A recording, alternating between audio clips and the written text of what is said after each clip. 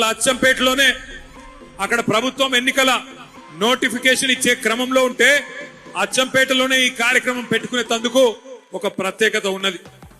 మీ అచ్చంపేట నియోజకవర్గంలో ఇక్కడ పుట్టిన ఒక వ్యక్తి ఇవాళ రాష్ట్రానికి ముఖ్యమంత్రిగా ఉన్నాడు. వంగూరు మండలం కొండారెడ్డిపల్లె. నేను ఇక్కడికి వచ్చేటప్పుడు కొండారెడ్డిపల్లె మీదకెళ్ళి వచ్చిన కల్వకుర్తి మీదకెళ్ళి ఆ ఊరోళ్ళు గాని అక్కడ ఉండే పెద్దలు గాని ఎవరైనా ఉంటే చెప్తారేమో అనుకున్నా. ఎందుకంటే రేవంత్ రెడ్డి గారు రోజుకొక తీరుగా మాట్లాడతాడు. ఆయన ఒక రోజు ఏం చెప్తాడు, నేను చాలా పేద రైతు కుటుంబం నుంచి వచ్చిన ఒక పేదవాడు, ఒక పేద రైతు బిడ్డ ముఖ్యమంత్రి అయితే కేసీఆర్ కు నచ్చుతలేదు, టీఆర్ఎస్ వాళ్ళకు నచ్చుతలేదు అని ఒక రోజు మాట్లాడతాడు. ఇంకొక రోజు ఏమంటాడు, నేను పేద రైతు ఎందుకు అవుతుంది, నేను ఎన్నడూ వ్యవసాయమే చేయలేదు, కానీ మా తాత పోలీస్ పటేల్, మా తండ్రి పోలీస్ పటేల్, మాకు చాలా పెద్ద కుటుంబం అని ఇంకొక రోజు చెప్తాడు.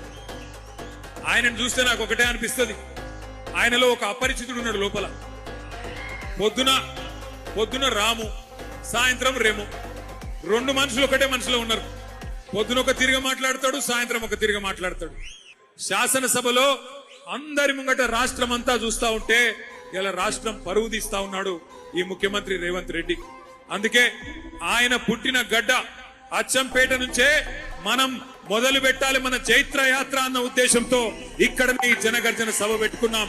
తప్పకుండా మిమ్మల్ని అందరినీ చూస్తుంటే నాకైతే నమ్మకం కలుగుతున్నది, స్థానిక సంస్థల ఎలక్షన్లలో కాంగ్రెస్ వాళ్ళు ఓటు అడగడానికి వస్తే తప్పకుండా వాళ్లకు మీరు ఏ బుద్ధి చెప్పాలో అది చెప్తారనే విశ్వాసం కూడా ఖచ్చితంగా కలుగుతా ఉన్నది.